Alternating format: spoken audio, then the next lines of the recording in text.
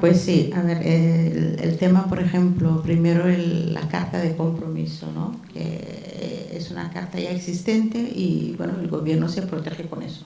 Ya hemos hecho esto. Y tú, como dices, que no todo el mundo tiene acceso, ni incluso los profesionales que están trabajando.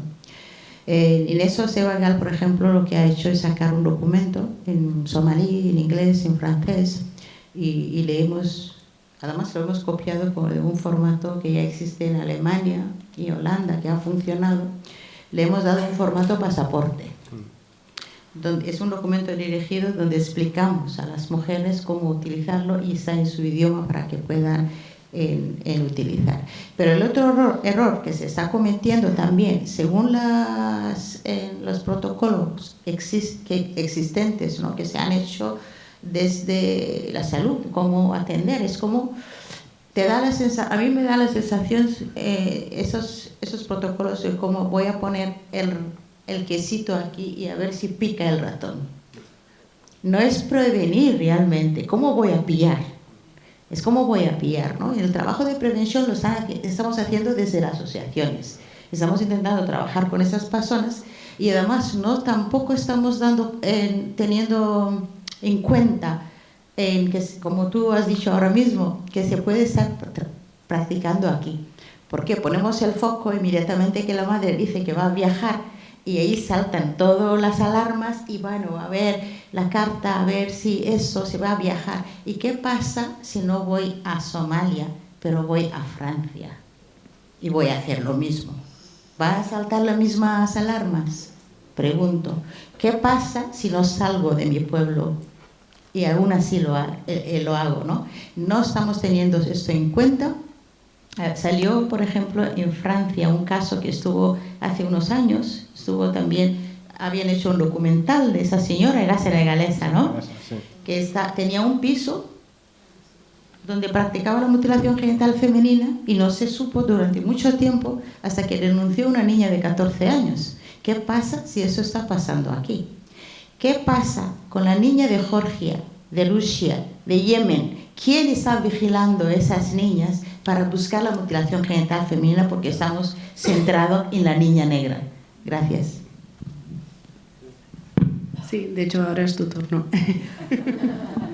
Sí, por supuesto. Uno quería conocer un poco cómo has visto la realidad, cómo la has vivido y qué tipo de acciones realizáis desde la organización. Bueno, muchas gracias al colectivo Más Mujeres por la invitación y también, bueno, por supuesto a todas las personas que están mostrando interés en conocer un poquito este tema que al final, como han dicho bien las compañeras, pues nos atañe a todas y a todos. Bueno, yo un poquito estaba escuchando a las compañeras sobre el tema de salud y me venía un poco a la mente el protocolo que se tiene desde Osakidetza, ¿no?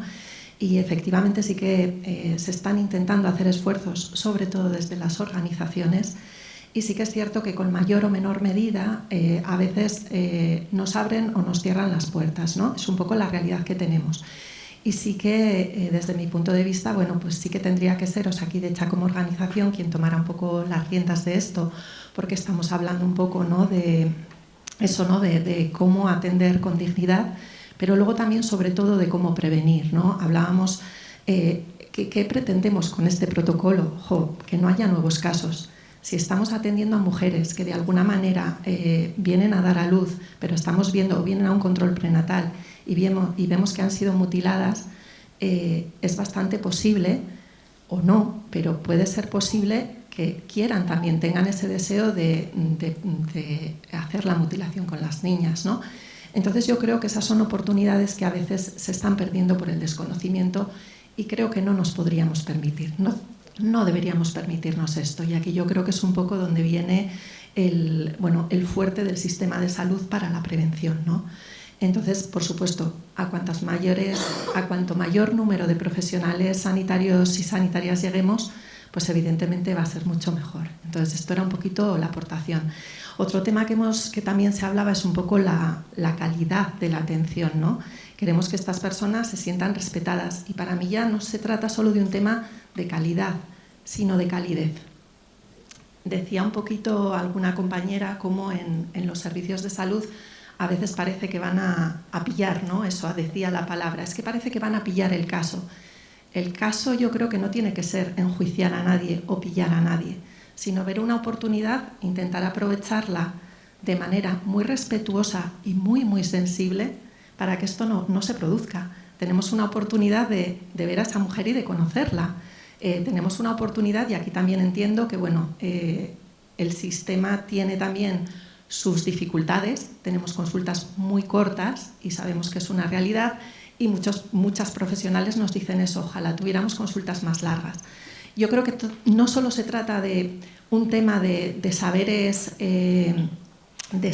profesionales, sino también un poco de cómo lo abordamos. Y aquí yo creo que se necesitan las profesionales y los profesionales de salud. Muchas veces en los cursos que estamos haciendo nos están diciendo es que necesitamos saber cómo abordar esto de una manera respetuosa, y nos cuesta mucho porque vemos un salto enorme, ¿no? Y esto ya da lugar, bueno, pues a otro tipo de experiencias que seguramente Mbay pueda contar mucho mejor, ¿no? Que ya es el tema del trabajo con intermediación cultural, ¿no? Pero bueno, eso ya sería un poquito otro tema que luego igual les paso a mis compañeras. Yo, bueno, pues un poco por contar qué estamos haciendo, volviendo a la pregunta que nos realizaban. Bueno, ¿qué estamos haciendo como organización? Pues nuestro trabajo empezó mucho en el nivel sanitario, sobre todo trabajando con profesionales. Impulsamos, bueno, primero también fue intentar hacer un estudio. De esto ya hace mucho tiempo veíamos que efectivamente no teníamos números en Euskadi. ¿Qué está pasando? Todavía de hoy estamos con muchas especulaciones. ¿Por qué?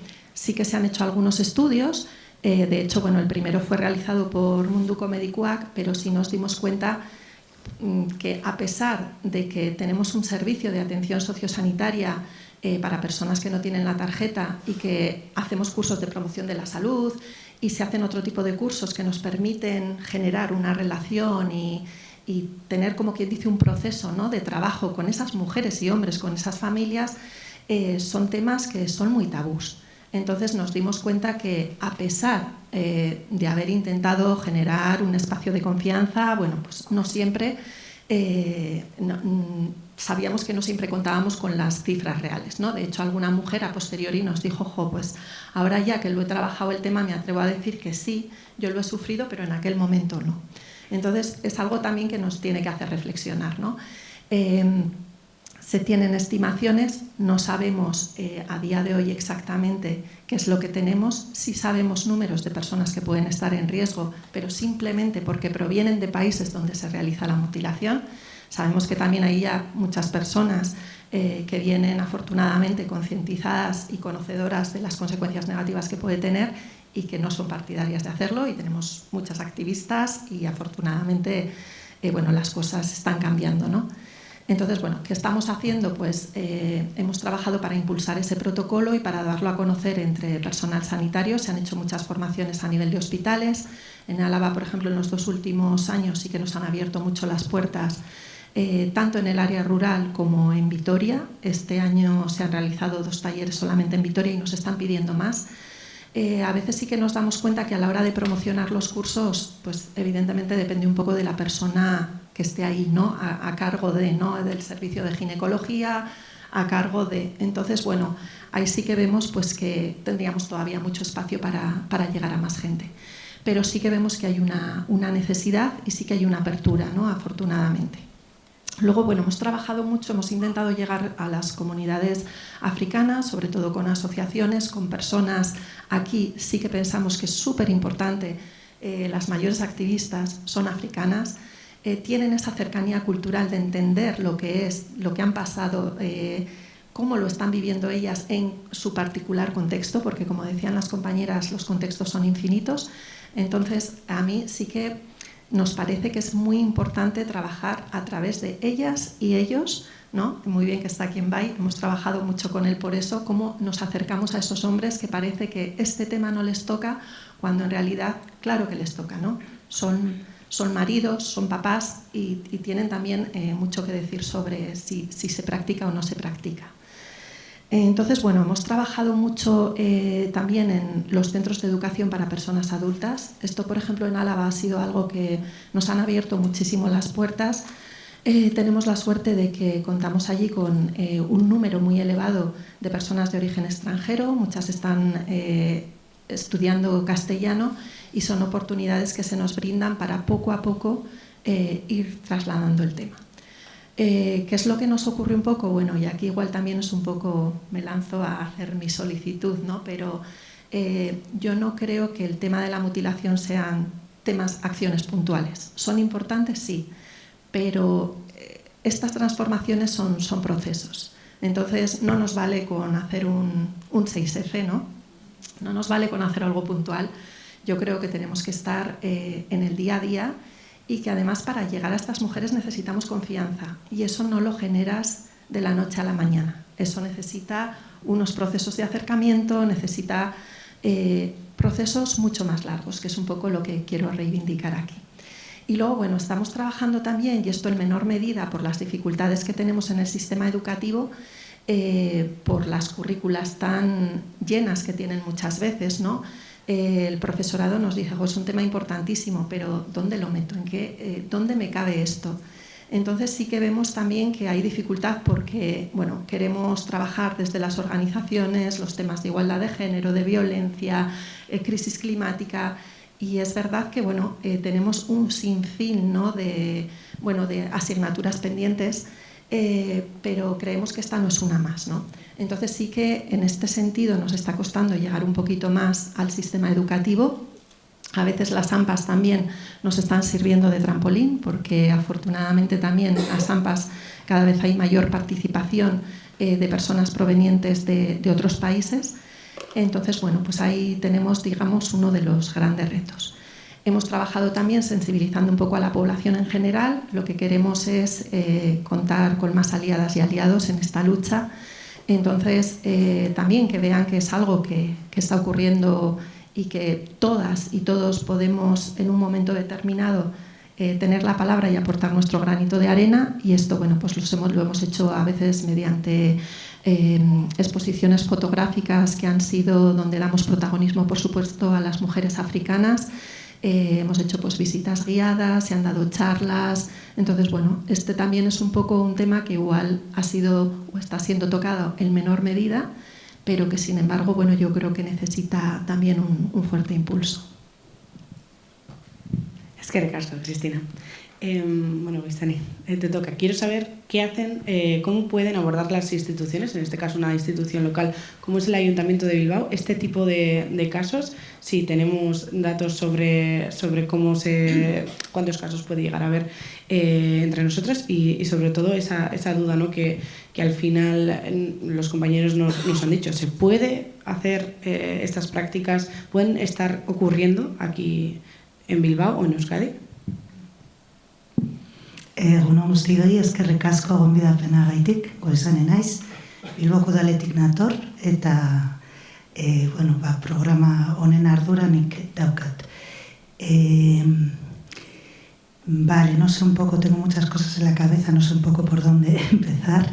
Si el Ayuntamiento de Bilbao sí aborda la prevención de la mutilación genital femenina desde hace más de 10 años, cuando en el año 2012 por primera vez la unidad de partos, cuya representante matrona Laura y compañera de la Comisión Interinstitucional tenemos allí, detectaron por primera vez una mujer que iba a dar a luz y que había sufrido el corte en su infancia, y bueno, empezaron a articular un montón de coordinaciones multidisciplinares, no solamente con Osakidetza, y desde el Ayuntamiento tuvimos la gran oportunidad de coger el testigo y de mantener todas esas coordinaciones, que es con el sistema educativo, es con los servicios sociales, son con los servicios de infancia y también igualdad e interculturalidad, que represento yo.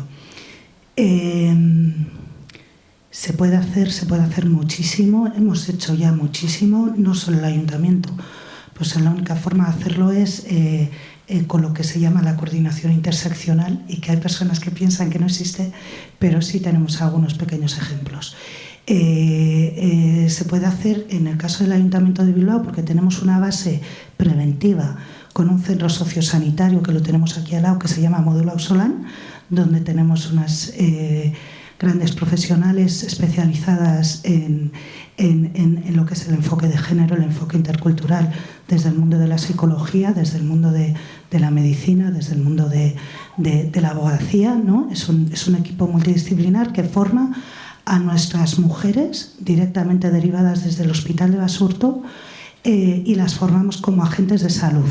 Sobre todo lo que hacemos es formarlas en empoderamiento, porque seguramente muchas veces para estas mujeres haber sufrido la mutilación, evidentemente es un antes y un después, pero puede ser a veces anecdótico dentro de todo el continuum de violencias a las que pueden ser expuestas, ¿no?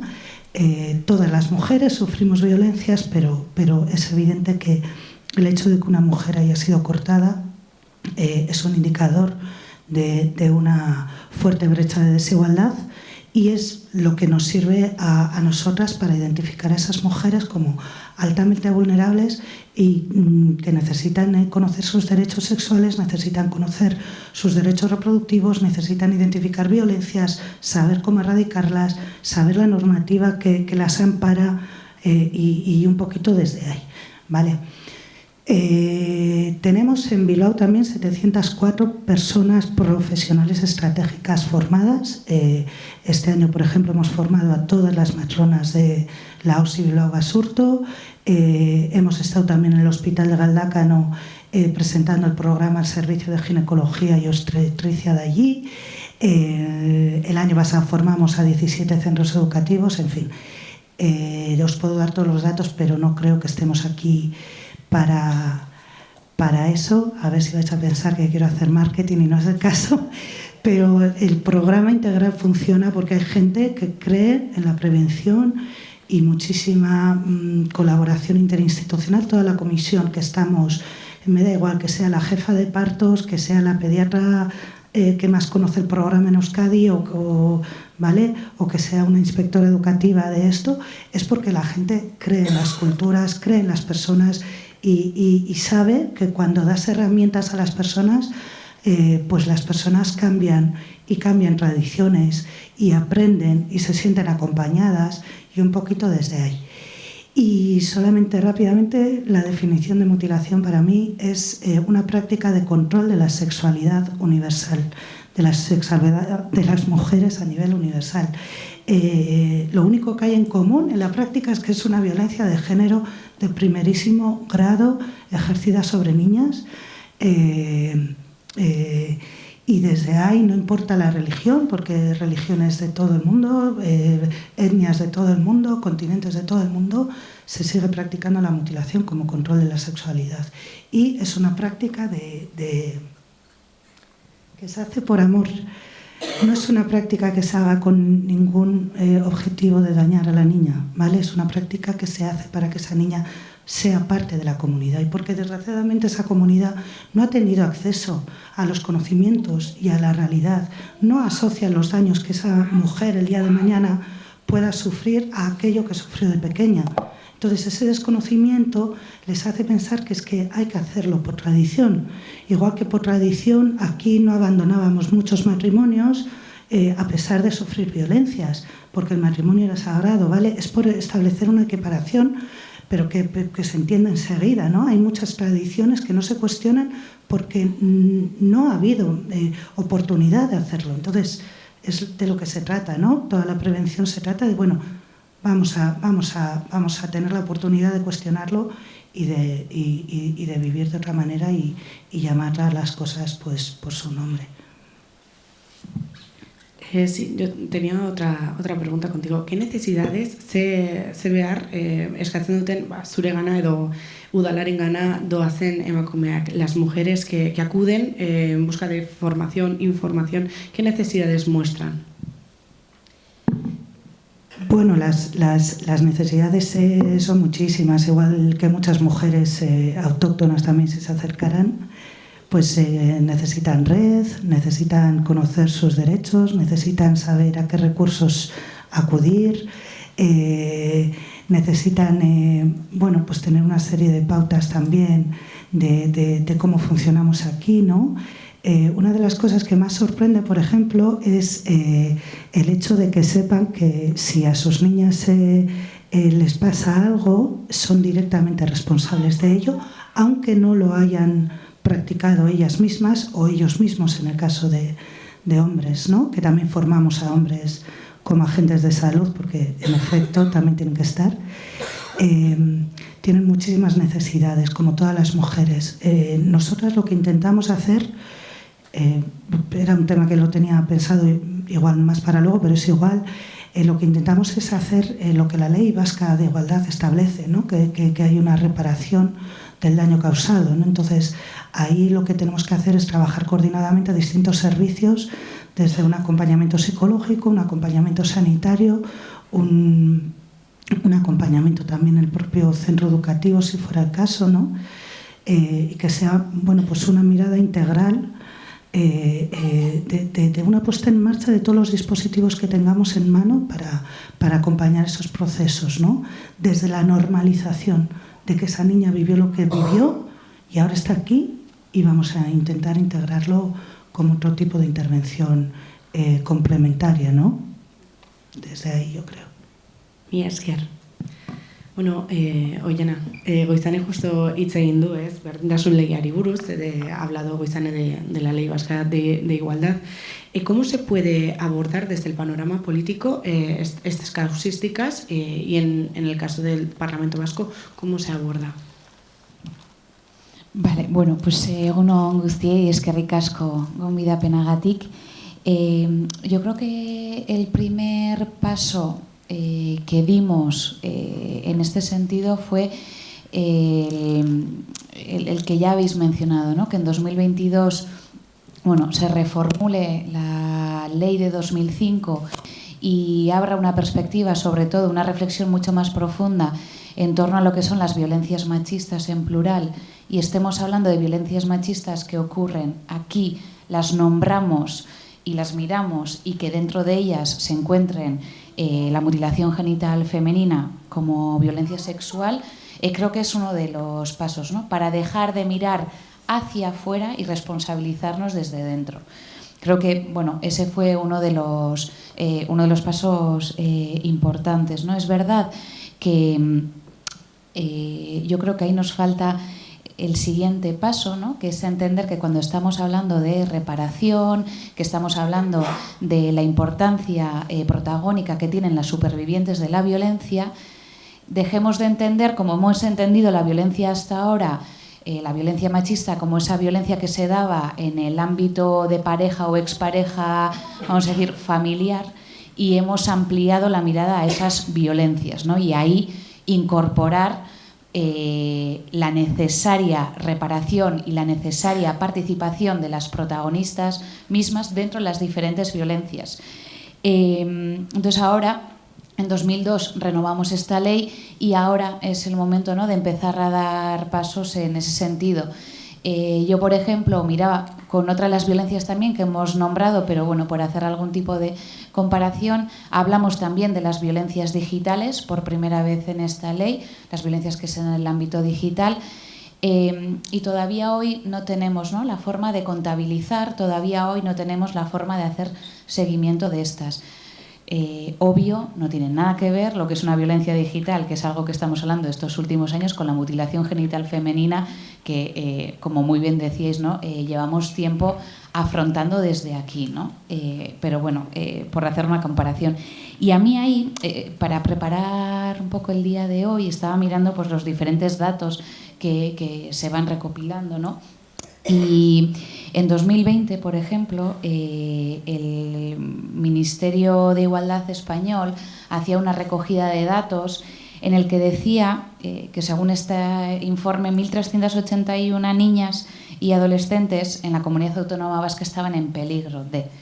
Y yo ahí me planteaba una pregunta, ¿no? Y escuchando todas las participaciones que ha habido ahora, ¿quién está en riesgo de, ¿no? ¿Desde dónde estamos baremando quiénes tienen el perfil de estar en riesgo de? Y creo que todavía hoy seguimos manteniendo muchos parámetros racistas, muchos parámetros eurocéntricos a la hora de hacer este tipo de data, que es importante, que nos ayuda a intentar tomar una dimensión de qué realidad tenemos que afrontar, pero creo que estamos muy lejos de ser capaces de afrontar estas violencias desde una perspectiva no racista y no eurocéntrica, ¿no? Y bueno, me parece que hoy se estaban dejando encima de la mesa muchas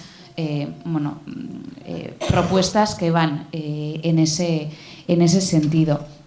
Y es verdad que sí que hay, y se hicieron en 2016, por lo menos en la Comunidad Autónoma Vasca, 2 protocolos, uno que tenía que ver con el ámbito sanitario y otro que tenía que ver con el ámbito de educación, pero creo, y aquí también se decía, todavía hoy siguen siendo muy voluntarios, siguen siendo mochilas que hacemos cargar a los y las profesionales que pueden tener un interés pues por este tipo de problemática, este tipo de violencia, pero que no estamos trabajando sistemáticamente. Y si estamos diciendo en la ley de 2022 que es una violencia que aquí también sucede, deberíamos de trabajarlo mucho más sistemáticamente, ¿no? Creo que es otro de los focos que deberíamos de trabajar ahora mismo. Y para terminar esta ronda, sí que diría también, si queremos dejar esa mirada eurocéntrica, ¿no? Desde cómo lo hemos trabajado hasta ahora, yo también miraría a los movimientos y las organizaciones que se están haciendo también en los países que supuestamente hemos entendido como de origen, ¿no? En Kenia, que veníamos hablando, hay una organización de mujeres y feministas superpotentes que se están organizando entre ellas y que están problematizando este tipo de violencias, contextualizándolo en un ámbito mucho más global. Creo que ahí también las formas de trabajar que tienen que ver con la cooperación deben de cambiar, ¿no? Las formas que hemos tenido hasta ahora y mirar mucho más lo que se está realizando ahí, porque hay prácticas que deberíamos de estar incorporando ahora, yo creo, en nuestros países, territorios, y que podemos aprender muchísimo más de ahí. Lo dejaría ahí por ahora.